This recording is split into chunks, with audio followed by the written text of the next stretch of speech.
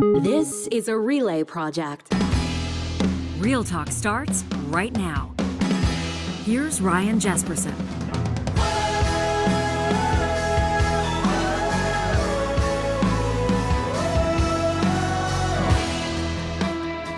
Well, Real Talkers, you have stood up en masse following yesterday's episode. Want to thank those of you that have made sure to catch it while you're at home. A lot of you while you're on the road. We're getting emails from you on vacation. We know that to be true because you're telling that. We sure appreciate it from the most engaged audience in Canada. We're talking about energy. I think as the Titan of Talk, Charles Adler, said yesterday, Johnny, he wished us, I think it was an electrifying week, knowing that we were going to be talking about power and sources of power generation. We're talking about Alberta's electricity grid today. We're going to be joined by Alberta's Minister of Environment and Protected Areas, the Honourable Rebecca Schulz, in just a couple of minutes.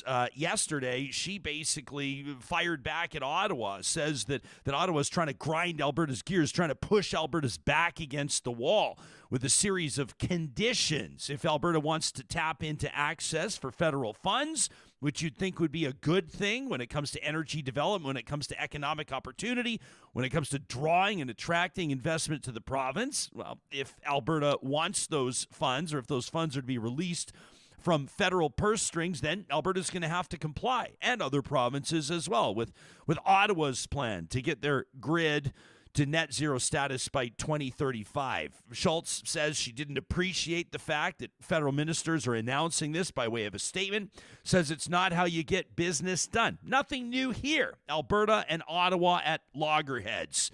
It's been good, arguably, for both levels of government over the years, but who gets hurt in all of this? Is it industry? Is it the average citizen? I'm going to ask the minister today where she thinks that the provincial and federal governments might find common ground. We're going to ask her about her conversation just after the Calgary Stampede with Federal Environment Minister Stephen Guilbeault.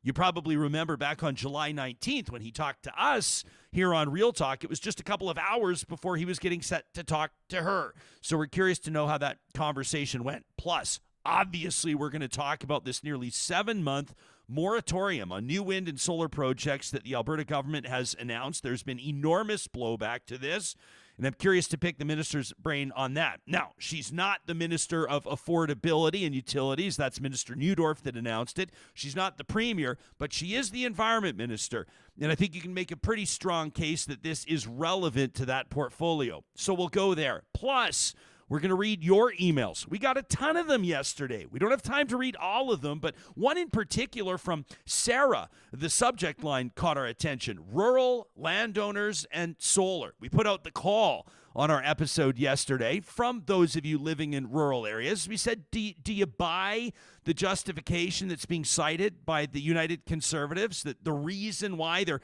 pressing pause on new wind and solar developments is concerns over agricultural land?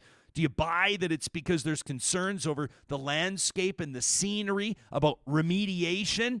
Some of you scoffing. It doesn't seem like the government of Alberta has taken remediation seriously in other contexts. I mean, how many shows have we done talking about orphan wells and other environmental liabilities? Why all of a sudden now the concern with wind turbines and solar farms?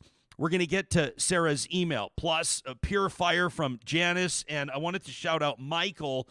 Michael, your email, one of the best we've received over the last while, but we might hang on to it for Friday's edition of Trash Talk. It just has that kind of a vibe, if you know what I mean. We're always collecting your emails for that Friday tradition presented by Local Environmental Services. You can be in touch with the show anytime to talk at ryanjesperson.com. Johnny, before we get to the Environment Minister, we rarely take an opportunity to read the bouquets, you know, the emails, the quick messages oftentimes that you audience members like you take 30 seconds or a minute or two to send to us these notes of encouragement, these bucket-filling messages. Mm-hmm. But we got a whole bunch of them yesterday, and I wanted to read a few just to thank people, just to say thank you for knowing that this is resonating with you. Ryan sent us an email. Ryan says, I recently discovered your show on YouTube. Music to our ears, Ryan. He says, after craving something more informative about current events in Alberta without a right-leaning political twist,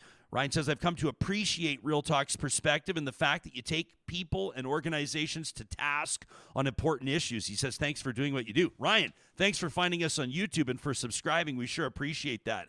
And I love this one from Anna, who wrote in after Charles Adler and I spoke yesterday. And then, of course, we spoke to Binu Jakumar from the Pembina Institute, her interpretation of this moratorium on wind and solar.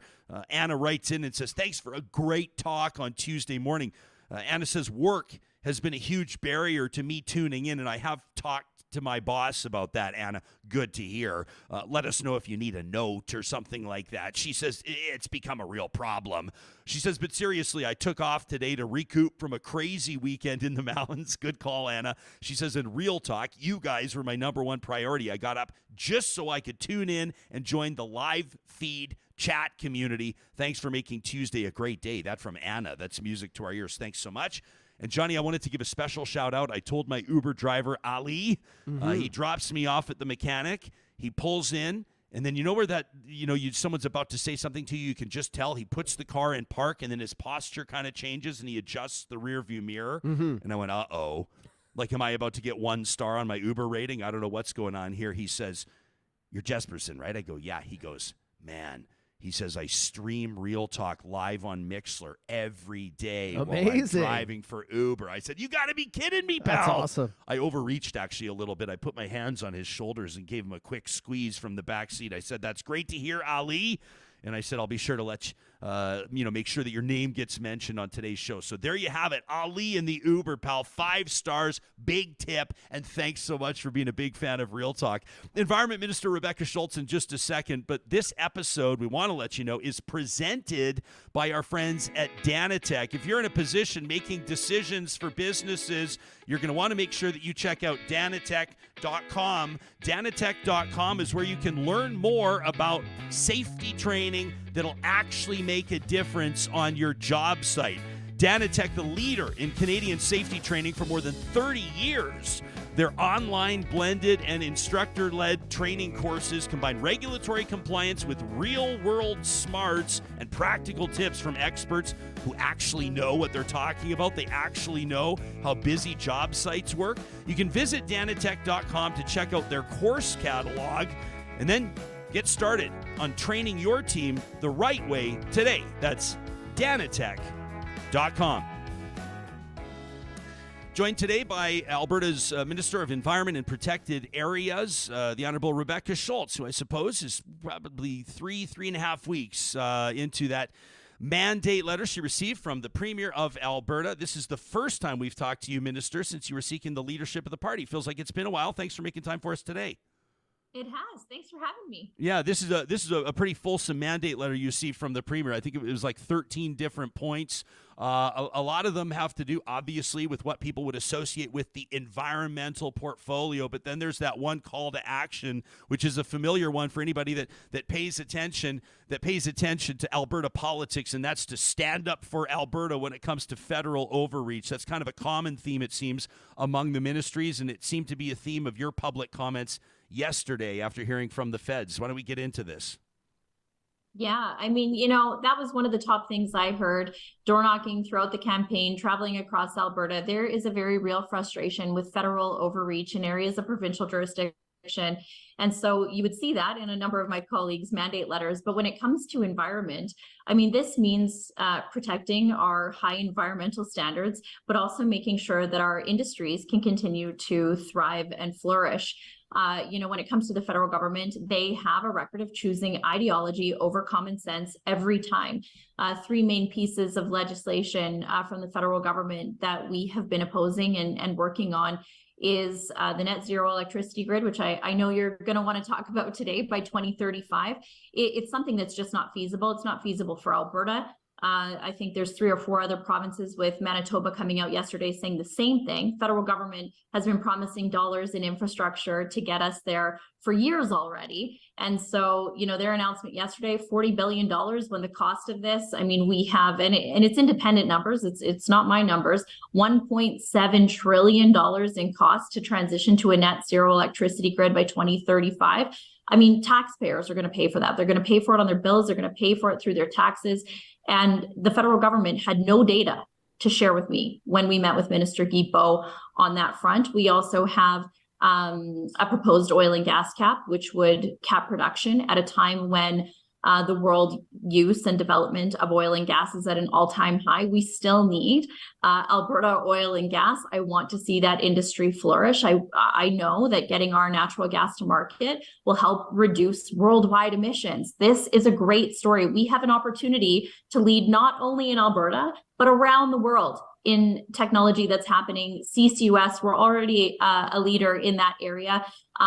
We have a very real opportunity, and that was really my conversation with my federal counterparts. And then lastly, the plastics ban.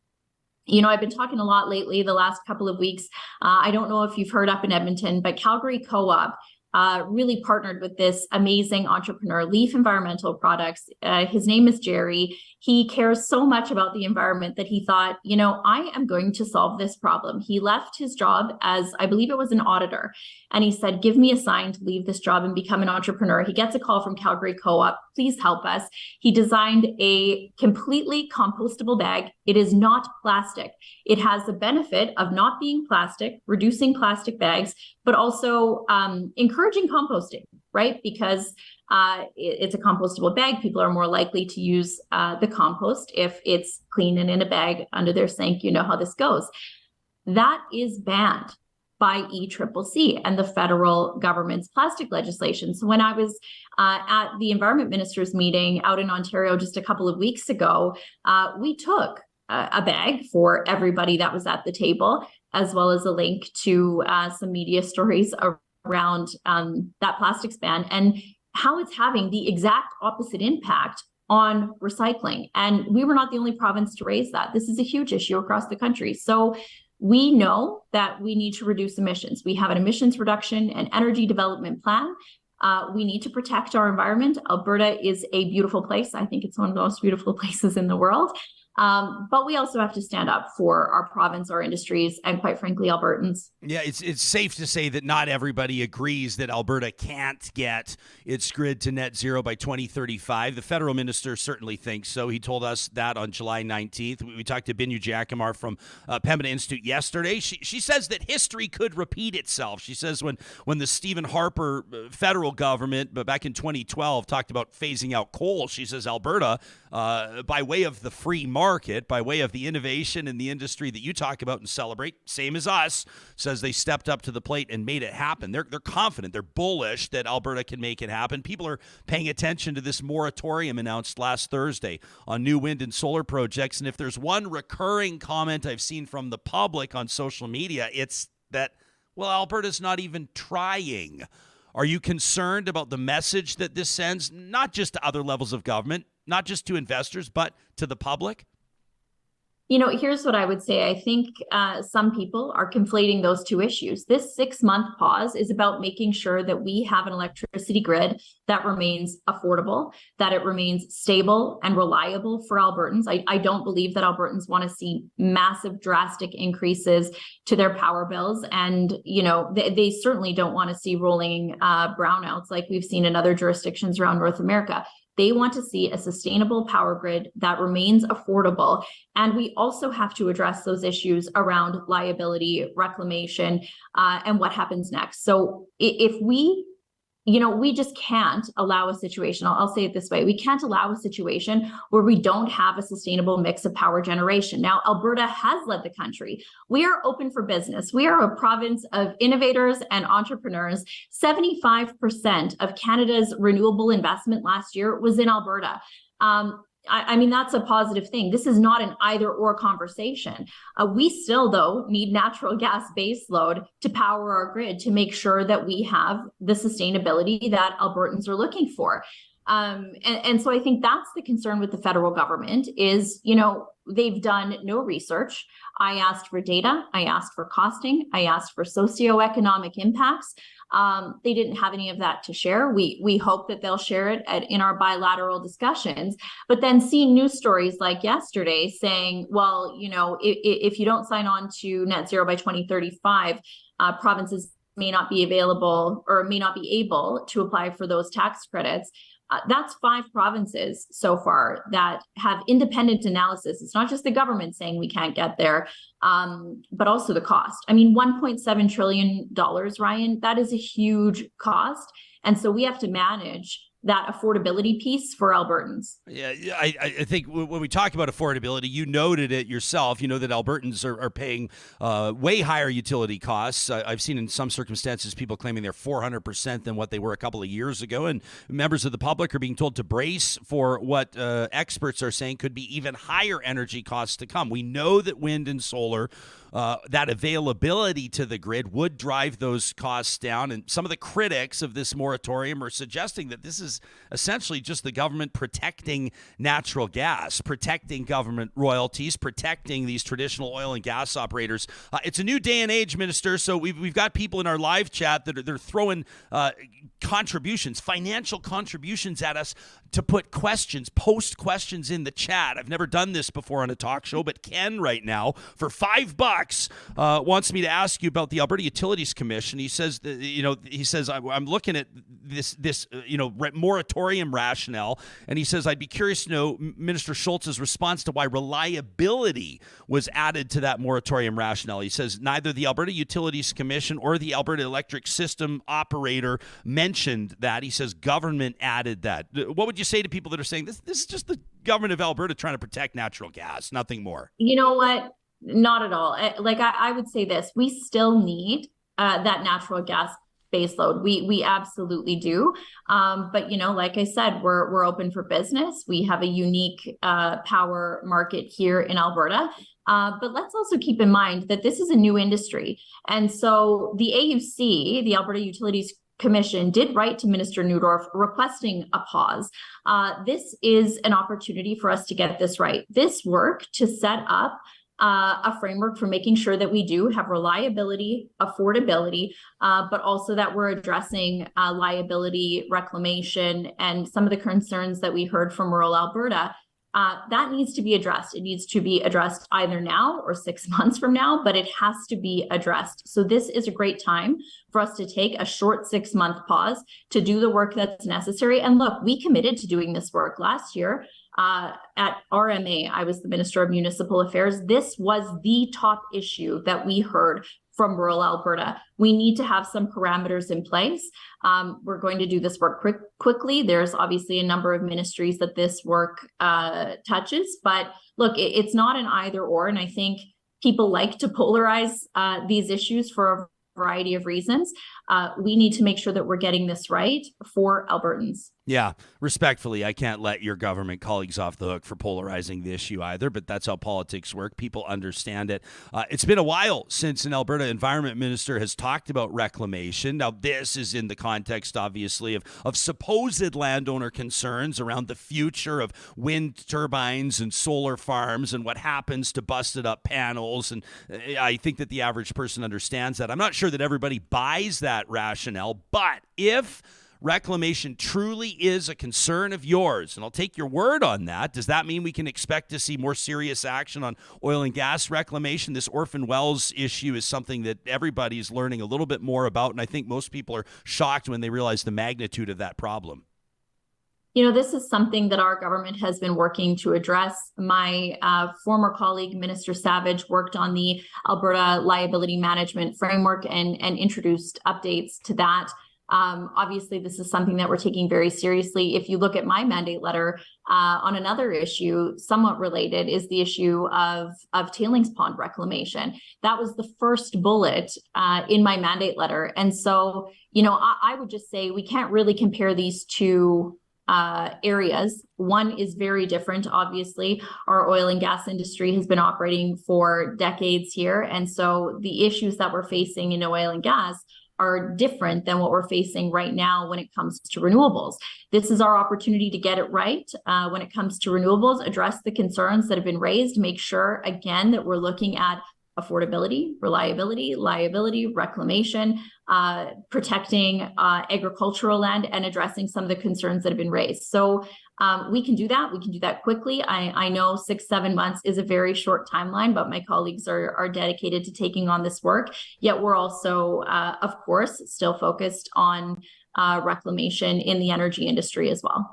It's not the shortest timeline, right? I mean, 7 months pressing pause on an industry, like you said. I mean, Binu yesterday from Pembina pointing out, as you reiterated as well, and I think this is something that Alberta should celebrate and should celebrate more. I mean, essentially owning the renewables market in Canada when it wants to. Alberta has proven that it can still be and will still be Canada's energy capital, but pressing pause on new development for 7 months is a really big deal, and I think a lot of people are concerned about the message that sends to investors. I mean, I have to imagine that that's on the radar of a conservative government. You know, I would say if you want to talk about uncertainty, I mean, some of the federal government legislation and for example, an emissions cap on oil and gas that would limit natural gas development, that would be a problem for our electricity grid as well. And so that also plays into some of these reliability issues. And so we really do see this as an opportunity to get this right so that we can, in fact, have confidence in the system, in the grid, in the reliability and affordability issues, and have a plan for reclamation. I actually think that that's good for investor certainty in the long term.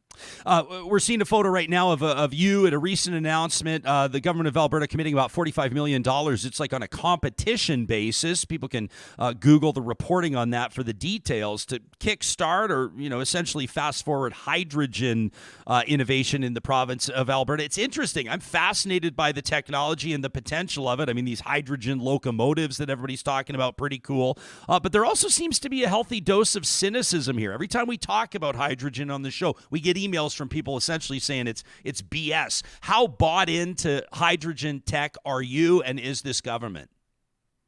Again, I don't think it's just, there's one silver bullet of an answer when it comes to our energy future, but Alberta, again, is a leader in hydrogen, and this is exciting. We're here to support that innovation.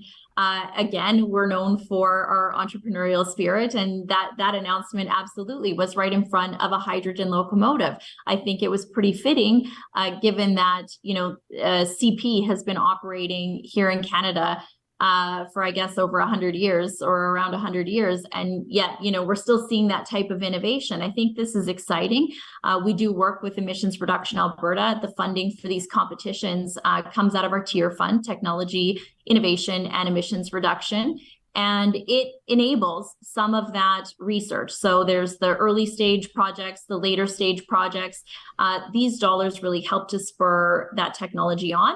Of course, it's new. There's a lot of work to be done, but definitely something that, especially in the Edmonton area, there's a lot of work being done around the hydrogen hub. And I think anytime that Alberta is a leader in the energy space, that's a good thing. I mean, this is industry stepping up and being creative and innovative. And we're here to support that. Yeah, I know that Minister Nachu in particular in Sturgeon County is particularly bullish on hydrogen tech. I've got an email here from Cheryl, wants me to ask you about water. And she says, I'm curious to know when we're going to stop pouring our most valuable resource into holes for fracking. She says our southern farmers in particular are going to desperately need this water to feed their animals, to grow their crops in the not too distant future. Maybe those landowners that are now leasing their land for renewables see the writing on the wall. They're cashing in while they can. That from Cheryl. If I can tack on to that, other concerns about water, probably the most public conversation in Alberta relating to water has been coal mining on the eastern slopes. It's what brought out almost every country singer in the province a couple of years ago and became a very real political issue and a problem for the previous premier, Jason Kenney. What's your plan? What's your approach to protecting Alberta's water? Yeah, and water is such a complicated issue, just in terms of how that's managed. We want to make sure that we are protecting, obviously, the integrity of the water systems here and making sure that we do have enough water to both support communities, irrigation, and all types of projects within industry, as well as our obligations for water flow, whether that be to other provinces, to the US, and others. So that's something that our ministry manages very closely. When it comes to coal, of course, I know our eastern slopes are treasured by Albertans. Our government undertook the coal policy review. We did extend and expand those restrictions on coal exploration development in the eastern slopes. But any further movement on that would have to happen through land use planning. Is it fair to say, Minister, that your colleagues, I mean, those sitting around the cabinet table were maybe taken a bit aback at the public blowback from this announcement on Thursday? I'm curious to know that the Premier kind of rolled out on a radio show on Saturday a different feeling justification, a completely different themed justification for that moratorium. Is it fair to say the government was maybe surprised a little bit? This is an issue that we've been talking about. Like I said, when I was in municipal affairs, the Minister of Municipal Affairs, this was the number one topic when we were in our government bear pit sessions or accountability sessions. This was one of the top issues raised by municipal leaders across our province. And at that time, this was earlier in the spring, we made a commitment to review this. We articulated that this would require a number of ministries working together. We knew that there were concerns around sustainability of our grid, reliability, affordability, yes, the liability reclamation issues. And so we made a very public commitment at that time that we would address it. And we heard that message from a number of my colleagues. So I don't know that it was a surprise. It was certainly something on my radar that I knew that we would have to address. Like I said, this 6-month pause is, I think, an opportunity for us to get this right. Before we run out of time with you, I just want to ask about the status of that proposed R-Star program. The Premier had talked about it kind of through the leadership run, and then it seemed to disappear through the course of the election campaign. But I know a lot of Albertans are still curious to know if that's something that's on the table, and if so, how serious the government's taking it. And I thought that maybe you could let us know to this minute where we're at with R-Star. I haven't heard anything about one specific program or this specific program in a number of months. I do know that obviously that we're working very closely with the Minister of Energy when it comes to liability and reclamation issues and with this situation that we're seeing with abandonment and orphan wells. But I don't have any updates on any specific program at this time. The Minister of Energy may be the person that you want to ask about that, but I think too, there was a lot of misinformation around that program for sure, certainly from the opposition. But you know what, we are working on those issues. And I think the positive thing and what I've really appreciated about Premier Smith's leadership is our priorities are very transparently shared with the people of Alberta. And so when Albertans are wondering what different ministers are focused on, what the government is seeing as our top priorities, I mean, that's all out there when it comes to our mandate letters. So we want to continue to see I would say, a diverse, growing economy. And we have seen that. Our economy is more diverse than ever before. And Premier has been very clear, these are not either or conversations. This is an and. This is an all of the above. We can absolutely still be world leaders in oil and gas. We want to see that industry continue to essentially thrive and grow for generations to come. We also can continue to be leaders in investment in renewables and new technologies like hydrogen. And so we're proud, I think, of our record of being leaders in energy. I think this is an exciting time for sure for me to be in this role as the Minister of Environment. And, I think, one thing I'd want to leave your listeners with and all Albertans is that we are focused on the top of mind issues for Albertans. Affordability is one of those issues, but we are also committed to common sense policy. And unfortunately, when it comes to our relationship with the federal government, I think that's one of the issues is they've just been choosing ideology over practicality and common sense every time. And, certainly I think we see the NDP opposition here often just supporting what the federal government puts forward, but that's not necessarily in the best interests of Albertans. So we have to stand up for Albertans, but of course still work to protect our environment and protect jobs. Quick follow-up, Minister, even if it's 10 seconds. Where do you think there was misinformation from the opposition on the R-Star proposal? I think they have a pattern of sharing numbers that are not real. I mean, we saw it over the last 4 years. Their approach is typically to be divisive and over the top and share misinformation, incorrect numbers. Look, we are looking at these issues. We're working on it with the Minister of Energy. But the information largely being shared by the NDP on this program was completely off base. Rebecca Schulz is Alberta's Minister of Environment and Protected Areas. We appreciate you making yourself available for this today. Thanks for doing it. Yeah, thank you. You got it. Real Talkers, you can let us know what you thought about that conversation by sending us an email to talk@ryanjesperson.com. Our live chat is absolutely smoking right now, and I suspect that the conversation invoking our hashtag RealTalkRJ will be the same when these clips go out later in the day. Also wanted to let you know that tomorrow on Thursday's episode of Real Talk, we'll be hearing from the NDP energy critic, Najwan El-Junaid, out of Calgary, an MLA there, and we'll also talk to energy economist Andrew Leach. I'm sure that they'll have, moments in this conversation that they'll want to dig into tomorrow. Our mandate is to ensure that you feel fully informed or as informed as possible to have a take, to have an opinion on what you're seeing develop in the news. Is this a prudent move by the government of Alberta? Is it a move that nails industry's feet to the floor? Where do you stand on it?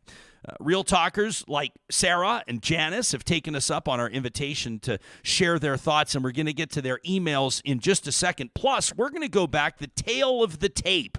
I want to bring you a moment. Alberta's premier, her senior advisor, the executive director of her office, Rob Anderson, a former MLA for the Wild Rose Party and the PCs, as you likely know, was on the record sharing his opinion on wind and solar. This is while Jason Kenney was still premier. And, well, his objections sound pretty familiar. We're going to go to that, and then, of course, we'll get to your take on this as well. These conversations happen because we've got Real Talk sponsors like our friends at Kubi Renewable Energy. Just makes sense to talk about them right now, doesn't it? This is Western Canada's busiest solar installer, and they're hiring right now. Kubi's wondering if you or someone you know is looking for a career change.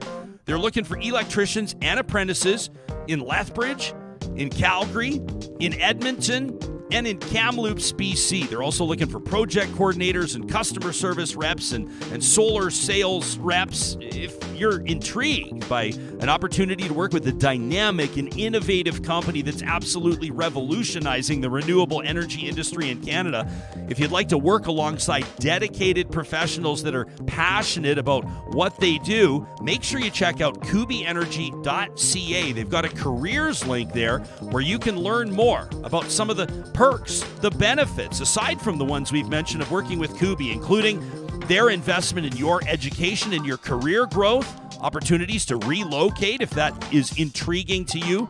Plus, as we love to point out, Friday ball hockey tournaments and cold beer on tap. It all comes with working at Kubi Renewable Energy.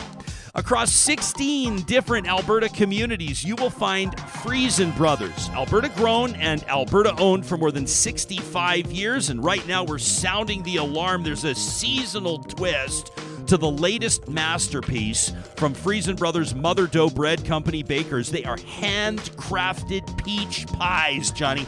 Peach pies. Woo! Some of my favorite summer memories involve peach pies, maybe a little bit of vanilla bean ice cream. I mean, Nice. That's pure perfection. They're baked fresh daily using 100% real peaches, 100% Alberta flour. They're the ultimate treat to savor as summer winds down. You can find more information at friesen.com/peach pies. I'm a rhubarb guy myself. Oh, rhubarb They pie. got the great rhubarb pie there. Incredible. And I like how you can get the half or the whole. Yeah. You don't have to go all in.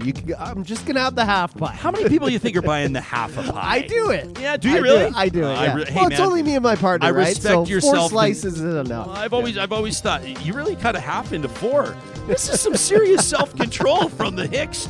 This is good on you, buddy. I can't even. I'm a full pie kind of a guy. You know, just make sure everybody gets a piece and there's a little left over for Dad at the end. You know what I'm saying? This studio was built by the team at Complete Care Restoration. They are, as we often point out, literally our only Real Talk sponsor that hopes to never hear from you. It's nothing personal, but they're in the business of, getting people back on their feet after fire and flood, after people have discovered mold or asbestos in their business, or perhaps even worse, in their residence, right? They're experts in construction and renovation. If you do find yourself in that gut punch scenario, maybe you're one of those Alberta community members that's been dealing with a post-wildfire reality. Maybe it was those midsummer rains that flooded that basement. Those cracks in the foundation are again causing problems for you. Make Complete Care Restoration your first call at 780-454-0776. You can find them online at completecarerestoration.ca. Call them with the confidence that comes from our personal endorsement. We've worked with them. We've seen them operate from start to finish, and we are 100% satisfied. We're not saying that because we're partnering with them. We're partnering with them because we see how they work. And as we're talking about emissions, in good faith, we acknowledge, as does the team at Pathways Alliance, that Alberta's oil and gas industry, in particular the oil sands, contribute significant carbon emissions in Canada. And that's why 6 of the largest companies are working together and with governments to take strides on the path to net zero from their operations. Part of that plan involves developing a proposed carbon capture and storage network by 2030. It's going to be one of the world's largest. You can learn more today by visiting pathwaysalliance.ca. Half pie or the whole pie? Nobody buys a half pie. I don't even believe. I gotta see it to believe it. To You're pie buying or not to pie? to pie. The answer is always to pie. To pie. Yeah, that's right. I want to reference a letter. This was sent on July 21st of this year from the chair of the Alberta Utilities Commission. This is Carolyn Dalreese. Who wrote the Honorable Nathan Neudorf. He's the Minister of Affordability and Utilities. Minister Neudorf is the one who delivered the news on Thursday of this, nearly 7-month moratorium on oil and gas. Says the chair of the AUC, we're currently processing a historically high volume of new renewable, wind and solar, and thermal power plant applications. Because of the geographically dispersed nature of new gen development, 2 important issues have come to the forefront of the Commission's public interest considerations. 1, the development of power plants on high-value agricultural lands. And 2, the lack of mandatory reclamation security requirements for power plants. They go on to say that these are broad policy issues. They say that timely, effective resolution is essential to the ongoing economic, orderly, and efficient development of new power generation in Alberta. And the letter goes on from there. So, about 2 weeks later, you get the announcement from Minister Neudorf. Industry, some pretty prominent voices in the renewable space are saying the government didn't consult with them at all. And if you've been paying attention to reporting on this, the minister doesn't deny that. He says, we wanted to, but the schedules just didn't work out. I mean, there's a lot of politicking happening here right now, and I wouldn't blame you for being cynical on this. We know that this is a deep and critically thinking audience.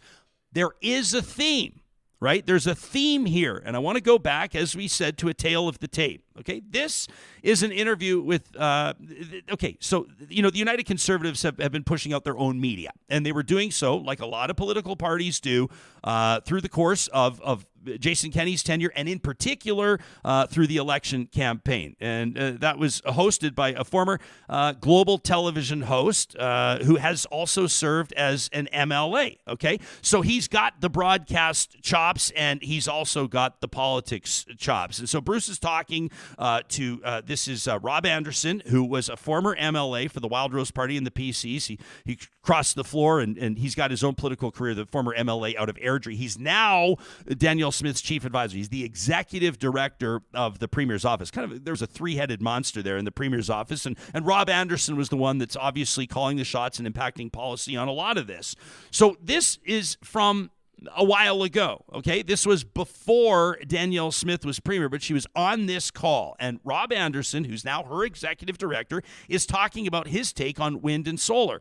I wanted to play this clip in its entirety. It's about a minute long, and you'll hear in it him describing wind and solar as a scam. But I also want you to pay close attention to some recurring themes that people are talking about right now, because I'm pretty certain it's going to shed some light onto who's calling the shots, why this policy is being developed, and perhaps maybe where this story's about to go. Here it is. These things are just butt ugly, okay? Like, let's just call it a spade a spade. We have one of the most beautiful, pristine landscapes in the world here, especially on the eastern slopes. I do not want, and I'm sure the residents I know, in talking with several of them over the last week, because I knew we were talking about this issue, they are absolutely horrified by this. It's destroying their entire viewscape and landscape. They're ugly, and you can't just, at the end of life here, you don't just tear them down and throw them in the recycle bin at the curb.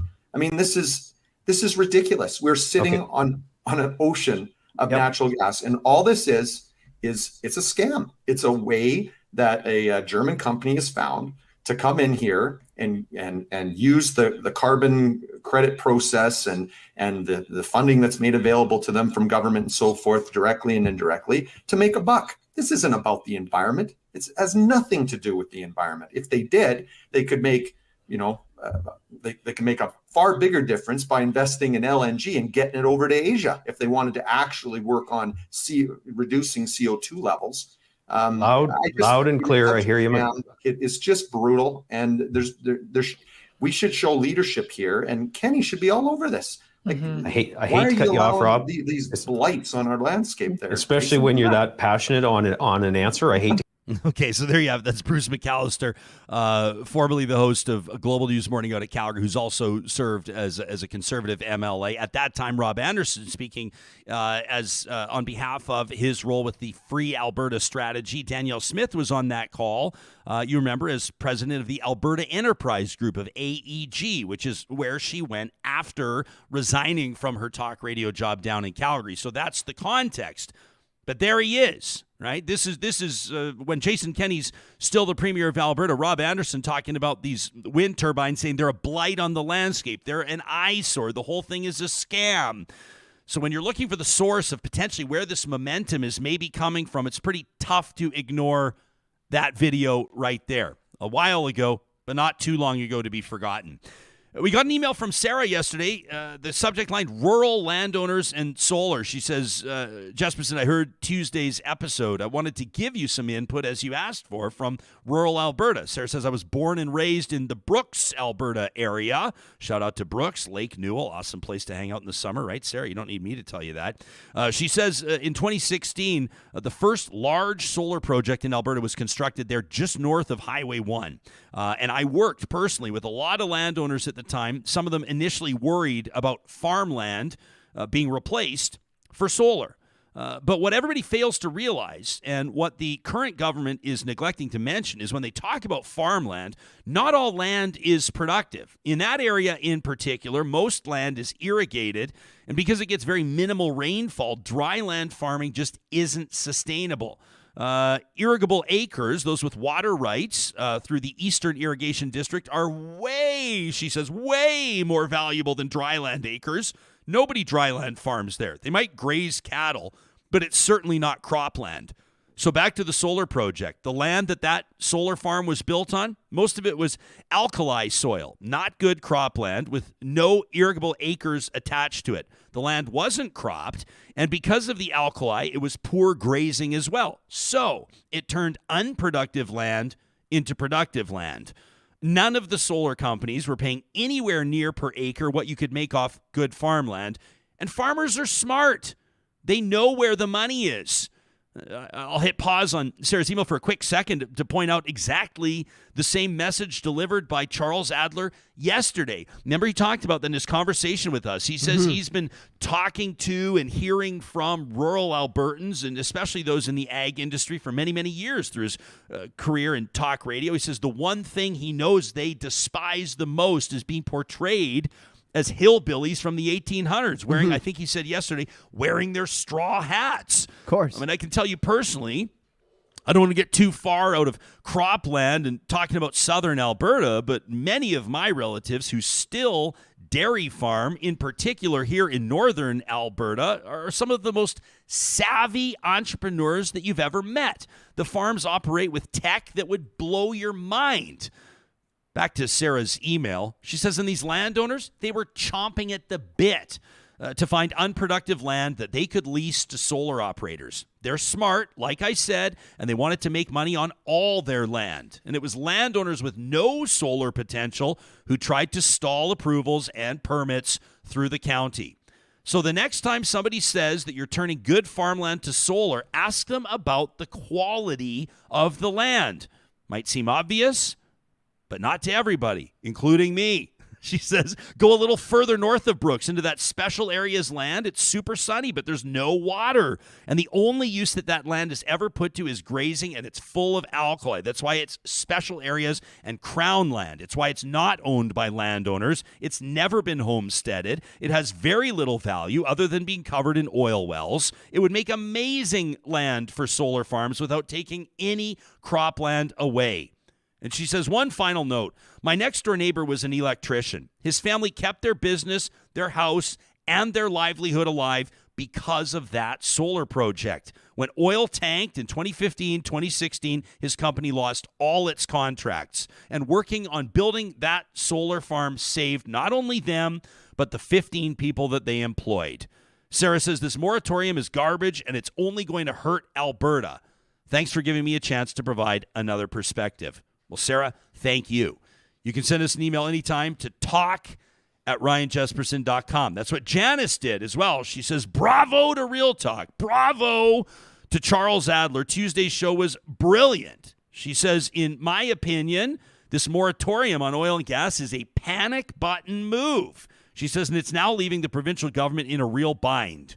She says, at the very worst for the premier, I think it could cost her job. But the focus now, says Janice, needs to be on citizens and consumers. She says, all of us are being driven into the poorhouse. She says, I'm sure, Ryan, that the minister will spin a version of leveling the playing field for the energy sector. But right now, that sector is renewables and non-renewables. She says, and with renewables leading the pack as a superior product environmentally and economically, with the most important point being economically, people need to realize it is cheaper for us, the consumers, full stop. She says, now the impact to the government here may be obvious or not. The wealth is being redistributed. Royalty revenues could disappear. Crude oil sales revenues could decline and ultimately disappear. And taxes and rentals are now being delivered to municipalities directly and to the landowners. That was fascinating to hear yesterday about Vulcan County. 45% of its municipal revenue is collected by renewables. I had no idea. And I don't think anyone knows that. No. And when she said it, my jaw dropped. Almost half of municipal revenues in Vulcan, Alberta. I did a little bit of digging because aside from, and this is no offense to Vulcan whatsoever, shout out to Vulcan, but most people when they think of Vulcan, Alberta, they think of like the Star Trek monument there. They think of people on road trips stopping to take their like Dr. Spock photo and everything in Vulcan, Alberta. But I wanted to scale up my understanding of what has driven the economy in that community for the last 100 years or so. It's been huge with ag, and there's a lot of oil and gas activity around there, and a lot of the residents of Vulcan work in oil and gas. So you may call it traditional economies when it comes to Alberta, and economies that we've celebrated, economies that have created prosperity in Alberta, that have created that for many decades. So you have a traditional oil and gas and ag community that is benefiting in a huge way from renewables right now. Back to Janice's message, she says, so due to renewables only needing surface rights, not mineral rights like oil and gas, municipalities and landowners are now 100% the stewards, and all control is being removed from the province. why are renewables not on Crown land? It's simple, because the province won't grant permission. Well, it seems to be backfiring. Municipalities, landowners are clawing at the revenues to have renewables, creating a bit of a Wild West greedy type scenario.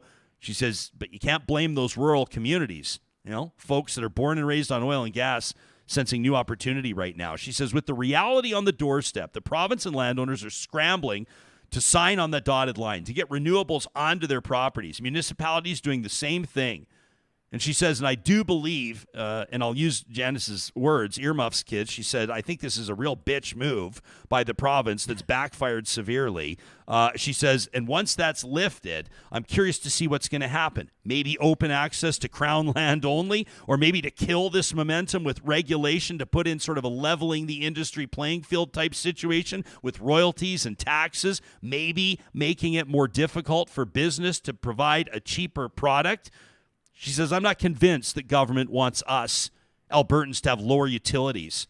She says consumers are paying for energy and the massive profits that governments and oil companies reap. The solution is to adopt a clean energy grid, and then, she says, we'll make way for government imposing a sales tax. I like that she wraps up with that, Great which email. gives us an entire other thing to talk about. So shout out to Janice and Sarah for sharing their thoughts. Some of you may believe that it's bang on, that those two have thrown bullseyes. Some of you may think that they and me and some of the commenters in our live chat are out to lunch. We want to hear from you too. This isn't a pulpit type scenario where we're going to get up here and hammer home one single point and tell you the right way to think on an issue.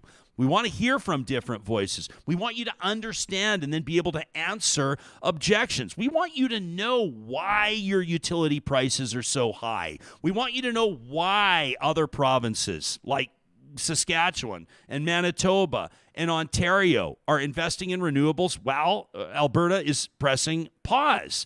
As a matter of fact, why don't we tee that video up? This is Binyu Jackamar, director of the electricity program at the Pembina Institute. So impressed with what she brought to the table yesterday on Real Talk. If you missed that, that is the August 8th episode of the show, and you can find it wherever you get your podcasts and, of course, on YouTube as well. She talks about how Alberta, in a way, is on a bit of an island with the policy rolled out last week. Here's what she had to say.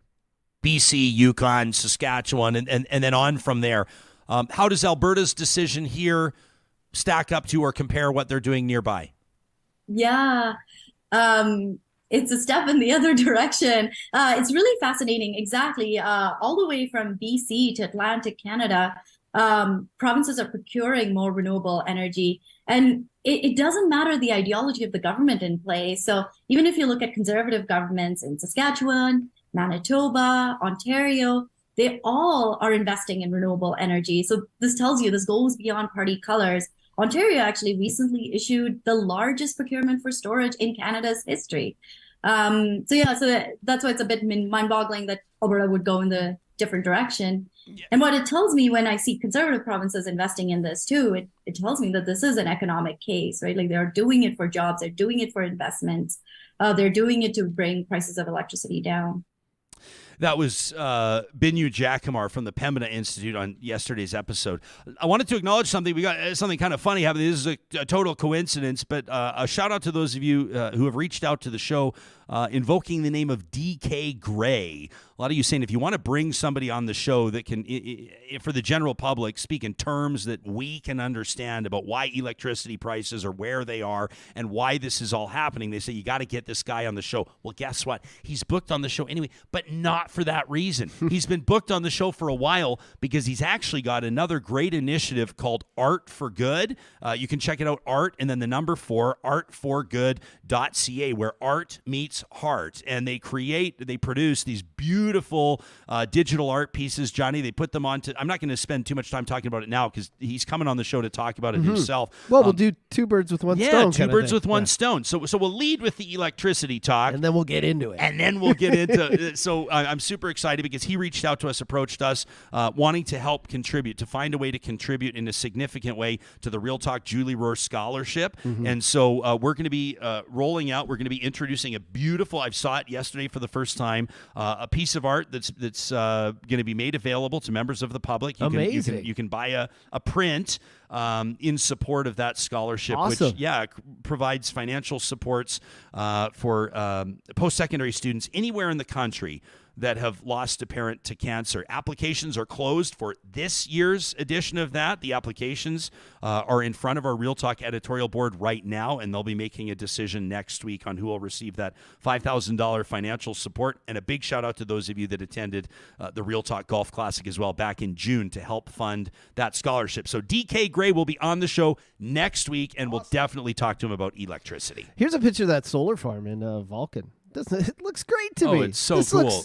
And I mean, it'd be interesting to get some farmers on because you're right. People are always painting farmers as being the people who are saying, the landscape is changing. It looks horrible, but it seems more often than not, they're the ones signing on the dotted line. And I mean, this is what these solar farms and wind farms are looking like. They look a lot better to me than these dilapidated wrecks that just aren't being cleaned up, aren't being taken down, aren't being taken care of. So it just kind of boggles my mind that, and I'll say more often than not, it's conservatives are just painting these people who live in the rural areas as being pissed off. Seems to me like they're welcoming this. Yeah, well, I think one of our jobs is to refocus conversation and to remind people what matters and what doesn't.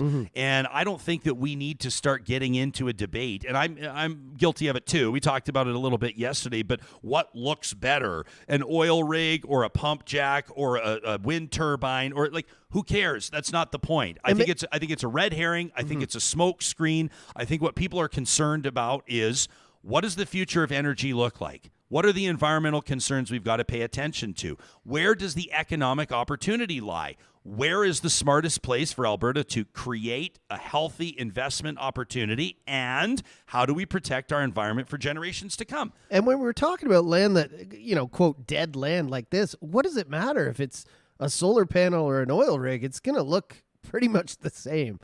I mean, this is barren land, right? Yeah, unusable. And there's not going to be anything that doesn't come with trade-offs. I mean, people are quite right to point out, people will say, we see the objections with electric cars all the time, and people will say, what about these batteries?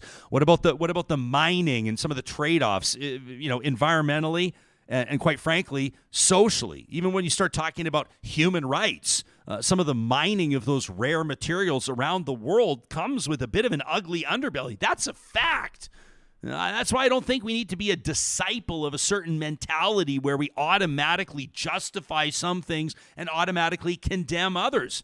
Let's talk about the pros and cons. I mean, I feel like most of the wise people that I look to in my life have an exercise, whether it's an actual physical one or maybe it's just a more subtle mental one. But when you're making big decisions, what are the pros? What are the cons? And after you've considered both, then where does your decision land? Where it makes most sense, right? And lately, I love that we've been talking about energy for like the last 2 weeks because it is hitting home now. Like my electricity bill, if I have to be candid, is probably the biggest it's ever been since I moved back to to Alberta from Kelowna. I actually set mine on like a set rate now.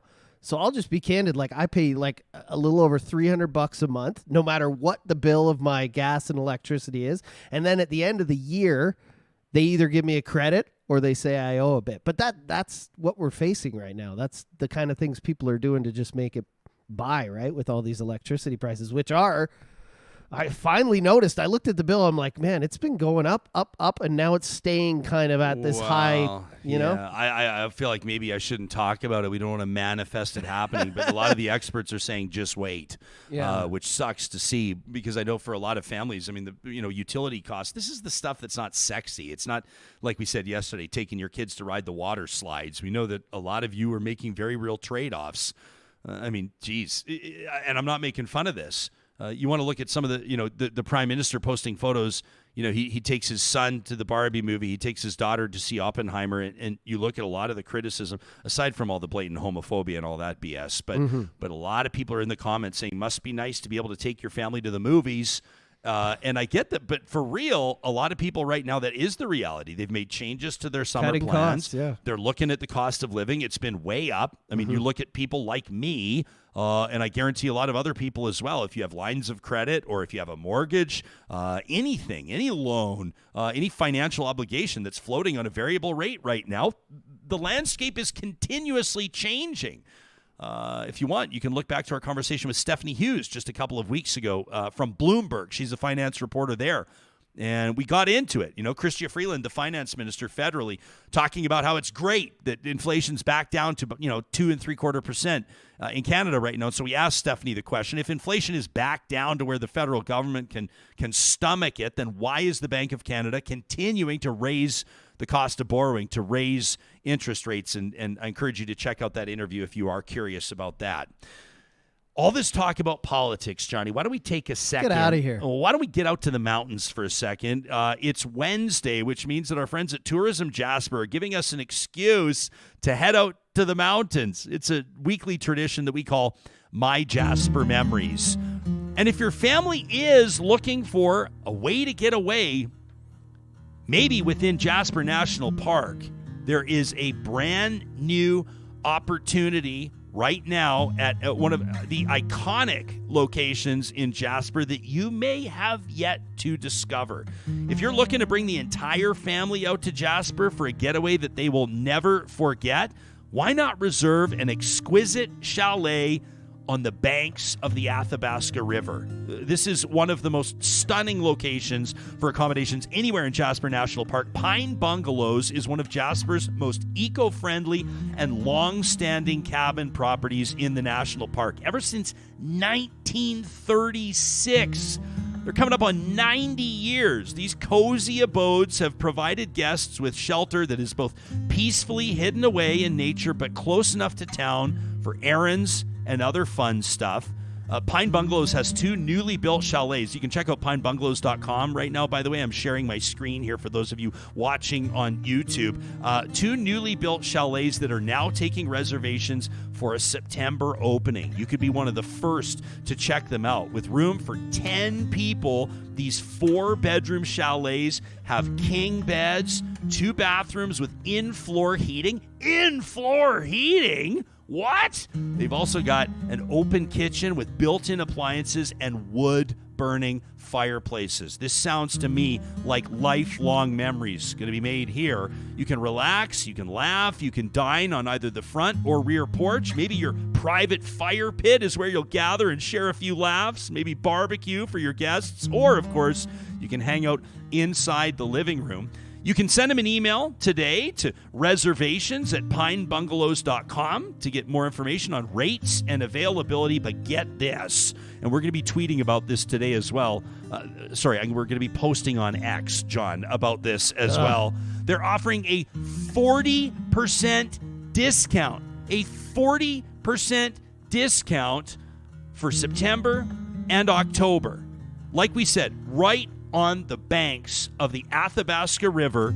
For more details, you can check out pinebungalows.com. They've got a restaurant on site there, and I'm stuck in one of these positions where our job is to tell real talkers about the magic that awaits, the opportunity, the memories they can make at Jasper National Park. But I also kind of want to keep some of the secrets to myself. I was just thinking that looking at the cabin, I was like, that would be a great place if you were just all alone. Wouldn't it? Like, no neighbors, turn off the phone, don't email me for a week. I am gone. Humans beware. Yeah. We did a river rafting adventure a couple of summers ago on the Athabasca River. And it's chill enough that you can bring the kids. So Wyatt, our son, was, I think, 5 at the time, and he was just having an absolute blast. And, of course, a good raft guide, they pick their key moments to, like, splash the kids and, like, dunk the nose of the raft in a little bit. And we're just having so much fun. And then we're floating past. And I had never seen the Pine Bungalows from that perspective, like from the river passing through it. And the guide says to us, he goes, he says, we had this like almost spiritual moment just the other day, a sow grizzly and 2 cubs on the banks of the Athabasca just down from the Pine Bungalows. And you just get this sense of like how close you can get to nature while at the same time having the resources in place that you need and the necessary advice and all that kind of stuff for visitors that are maybe unfamiliar with wildlife encounters like that. And camping and stuff. I'm one of those guys who I love nature, but camping is like a 1-2 day, I'm done. But if there's camping or nature and a bathroom and like a start and end to the day and then a nice bed, like that cabin looks perfect for me. So a bathroom is a big one for you, hey? I can camp, and when I was younger, it was like, whatever, I'll do it all day long. Now I'm kind of like, mosquitoes, different. Like if there's a place to go at night and sleep and wake up in the morning, have breakfast, and then we go back outside, that's all. I'm all in. Yeah, I love that. The whole bathroom thing, it's so funny. I've got a friend who's invested. He's like got all. We're gonna get into the bathroom talk. He's got all the car camping stuff. So they've got they're just really neat things like you can get glamping almost. Yeah, but it's you can get like a little shower that he connects to the roof rack of their SUV, and then it's kind of like the tiny little modest solar panel on top, almost like warms the water. So he'll come back from a day he's a big fly fisherman, and come back and have kind of the equivalent of a nice warm shower standing beside his vehicle. He's got That's it all what I'm talking out. about. Oh, I love it.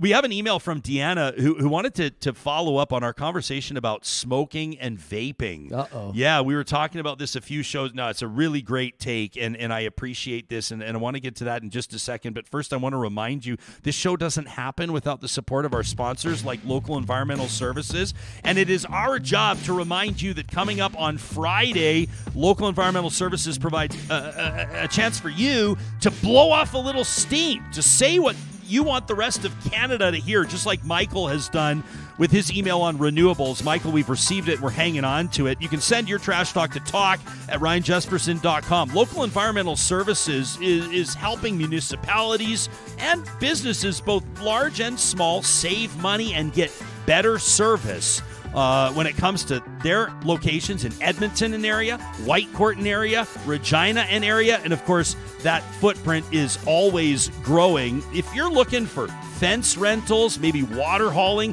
landfill services, maybe you need a bin temporarily for a big renovation project, or maybe you need a bin more permanently for your business, I guarantee you're probably...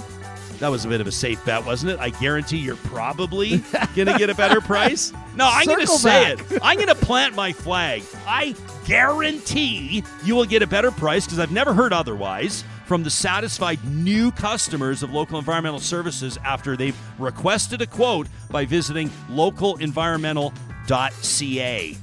John, our landscaping project, our personal project, is infusing so much incitement into our family because we're seeing our vision come together. I can't wait to reveal it to you Real Talkers. This is a project that has been in the works for a long time.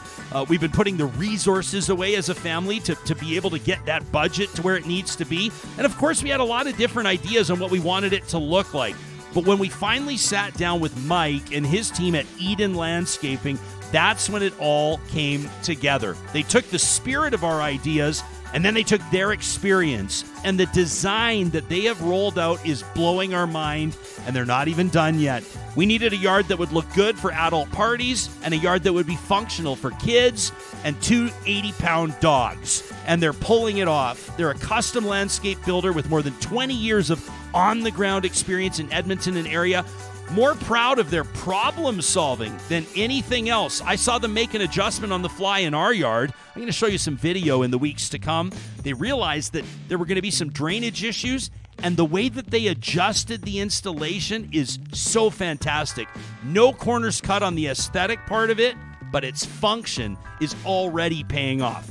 That's what you get when you take your business to Eden Landscaping. That's at landscapeedmonton.ca. Hey, have you circled August 10th on your calendar? It's coming up tomorrow. It's Miracle Treat Day at the Dairy Queens of Northwest Edmonton and Sherwood Park.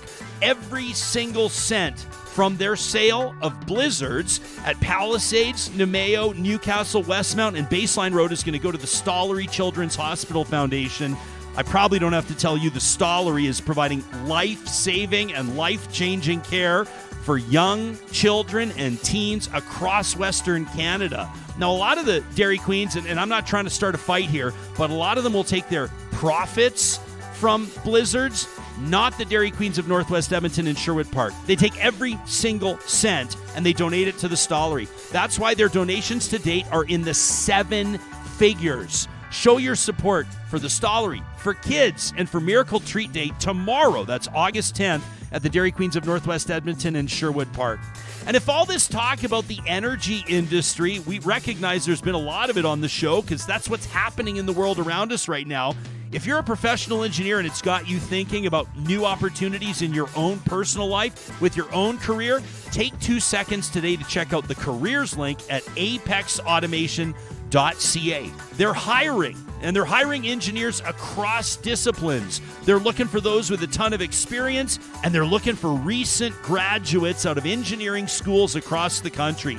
If engineering, fabrication, automation, and Industry 4.0 floats your boat, if you love the idea of working for a company that provides opportunity for its valued employees to reach their full potential, a place where they put people ahead of profits. I mean, they just put a ping pong table into the lunchroom. They made space for it, John, because that's what their team members wanted. It's how they wanted to relax in the middle of the day. Check out the careers link today at apexautomation.ca. You might think a ping pong table is a small thing, but it's not a small thing. For people, you ask for something, an employer provides it because they realize it's going to infuse a little energy. Oh, energy? Improve the morale a little bit. That goes a long way. It says a lot, you know? A ping pong table can start a war in an employment environment. Are you a big ping pong guy? I get very heated about ping pong. Oh, boy, I've never seen this. Rally for serve. Let's rally for serve here. Let's get going. I'm a mid. I'm mid. You're mid on that? Ping pong. I'm mid. Well, look at you. And I've seen my parents getting into it. You know, my dad diagnosed with Parkinson's several years ago, and so they've really ramped up the active nature of their lifestyle. They already did a lot of walks and bike rides and stuff like that, but ping pong is one of the things they're really getting into. And I used to be able to keep up, and now they just smoke me at the ping pong You break table. a sweat playing ping pong. It's not that fun anymore. Our 8-year-old is starting to smoke me at ping pong, so it's losing its magic, but I'm happy to see everybody else enjoying it. We talked about smoking and vaping last week, and it prompted an email from Deanna who says, I was just listening to Real. She says, I'm catching up. We appreciate that. Those of you on road trips right now, those of you that are floating maybe out on the cabin with your AirPods in, we appreciate it. She says, first, we do know, like you said, that vaping's bad. Like, you know, you and I talked a little bit how they kind of not... We didn't give it a pass. Inhaling anything in your lungs that isn't, you know, oxygen is bad. It's bad. And so we're sort of getting to the point of like, well, is it better than smoking? But we don't know the long-term effects, and there are certainly trade-offs, and this is true. But also, a quick note, you should never take your medical advice from neither John nor myself. No offense, John, but neither of us have gone to medical school. Don't. She says, we do know that vaping's bad. She says popcorn lung, as you mentioned, Ryan, is definitely documented enough to come to a conclusion that it's caused by vaping. Now, specific mechanisms aside, second, it's very prevalent. You know, it's just easier to hide.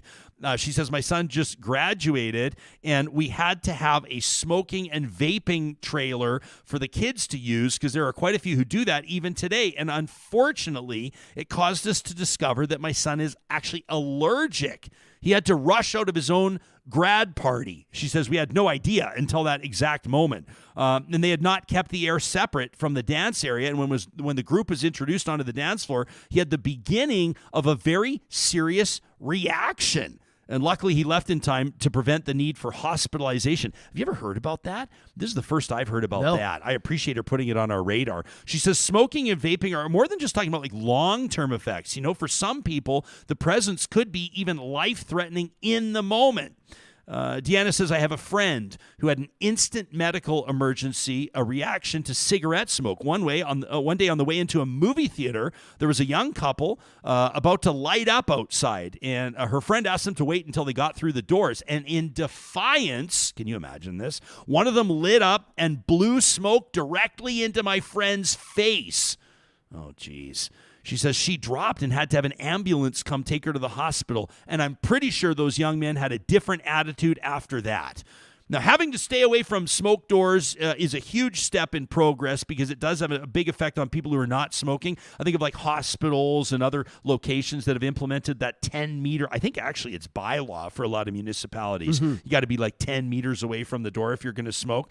She says it's just so pervasive. It seeps into indoor spaces and spreads broadly. So few seem to acknowledge the fact that this really is an issue that extends beyond just cancer for longtime smokers. Deanna says, please do keep talking about the hard issues. I absolutely love your show. Well, Deanna, thanks for taking the time to talk. This was the context of us talking about Health Canada as of last Tuesday. Yeah. Cigarettes sold in Canada, each one of them individually labeled just by the filter with a health warning, like poison in every puff. They've got a whole nightmarish story, paragraph long on every one. Yeah. That's right. Telling you about different people that have died or no, I'm just kidding. But they do have like full sentences now on the filters that basically say smoking causes cancer, can be detrimental, which is things we already knew. But yeah, I think it's a good thing. I think we all know this. We all know smoking is bad. And some of us smoke, and I don't tread on those people, but we all know it's horrible. And like she was talking about there, it's horrible for people who don't smoke, who are around smoke, secondhand smoke, third-hand. We were talking about third-hand smoke the other day. Yeah. Can we just, I don't know if we could be candid with you, but someone smoked in your car and you said you could smell it like a week later. It's literally like gets embedded. But yeah. You know what's actually worse than the smell of the smoke in the car, though? I went and got one of those air fresheners, and I strayed away from the OG, from the tree. What'd you go for? Well, it was like it had kind of a cool Hawaiian design, and it had waves on it. It was made out of, or it looked like it was made out of wood, and it just got such a gnarly smell to it. I actually had to throw it out. I said I'd rather just live with the cigarette smoke for a few more days. That gets mixed in with it. But yeah, when we're talking about vaping, I mean anything, you can't push it as healthy. Like cigarettes, I think when you smoke them, there's like 7,000 chemicals or something that are ingested in your body, and vaping has like 4,000. So anything with thousands of chemicals into it going into your lung is not going to be good. I actually saw online there's an alternative now. People are doing essential oils, which is basically like there's no vape, there's no smoke, there's no plume cloud. It's just breathing in kind of essential oils, which again, we don't know the long-term effects of this either, but it calms your nerves. It takes away anxiety, which is the main reason a lot of people smoke, right? It takes away stress. So now this is a third thing that we're seeing. It's really popular now. You see it all over TikTok. People in essential oil vapes. Tracy says, there's too many people hanging on to the first information that was ever out that was suggesting that vaping was better than smoking. We know now that it's not true, but it's too late, and there's a lot of people that won't listen beyond that. Bunny Slipper says there's vaping lung injuries that can happen. Like, it's not good at all. Colin with a K says, if you want really good studies on vaping, look to the UK. Justin says, do we really need to talk about secondhand smoke again? Like, vaping is no different. Don't force people to breathe something they don't choose to. I think why a lot of people feel like that you see these like huge clouds coming from people that are so vaping. Much bigger than cigarettes. It's because it's like a plume. Dude, there's people online. It's like a sport. But I think it's because it like smells like blueberry, or it smells like, some sort of like, like you said, like coconut. And then so people feel like it's no big deal to just blast it out there. And that's the reason why it's also dangerous, because it's kids, right? It smells like bubblegum. It smells like raspberries. It smells like cotton candy, right? So that's why you see a lot of kids underage who are vaping, in high school and the like. So it's all bad, but smoking is going to be around. Yeah, as long as people are around. So yeah. I feel like we should do a show on this. I was just going to say we should do a whole show, vaping versus smoking, or just get an expert on who knows about all of it. But I don't want it just to be like, we get like someone to come on and be like, vaping bad, smoking bad. Like, let's actually get into it. We'll give people information, because we know how this goes. If you're anything like me, you listen to this podcast, or you listen to, some of your other favorite shows, and then you're going to hash it out with your friends, right? You're sitting around the campfire, you're barbecuing, or you're texting with, somebody that you care about. You hear subject matter that relates to them. You're going to share the episode with them. Hint, hint. hint, wink, wink, nudge, nudge. Thanks for everybody that does that. And we want to make sure that it's more than just, I care about you. Try to knock off this habit, which is a valid point. But if you can actually give people information that they can't ignore. If you give people information that will help them make healthy decisions, we want to have you around, Real Talkers, for many, many years along with this show. Well, it's like you just said when someone was like, vaping isn't better. Well, is it not better? Because it is less harmful, but we don't really know. It's just different. It's like when somebody says, hey, I drink spirits instead of beer. Is there really a difference? So, yeah, I would love to get an expert in and just listen to him the whole time, him or her. Yeah, Kathy says, I was over at the in-laws on Sunday. A couple of people were vaping, and the entire backyard smelled like raspberries, which like doesn't sound like a bad thing. But then Kathy says, and it was killing my allergies, and I could just feel the impact on my lungs. Bunny says, nothing better than going to the zoo with my toddler. Some jerks vaping away right around the crowds of kids. I heard it can be bad for pets too. Is that right? Yeah, if you vape a lot in the house, I heard it can affect your pets can be allergic or have reactions to it as well. So even if you don't care about kids, think of the pets. Think of the animals. Think of the animals.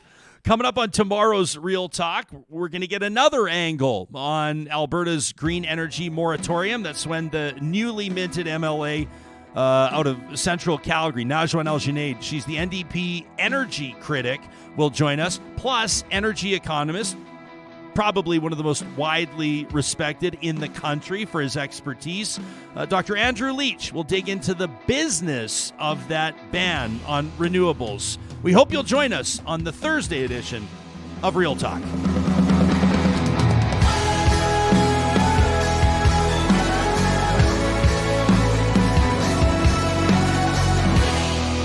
Real Talk is hosted by Ryan Jesperson, executive producer Josh Dunford, technical producer John Hicks, general manager Katie Cook-Chivers, account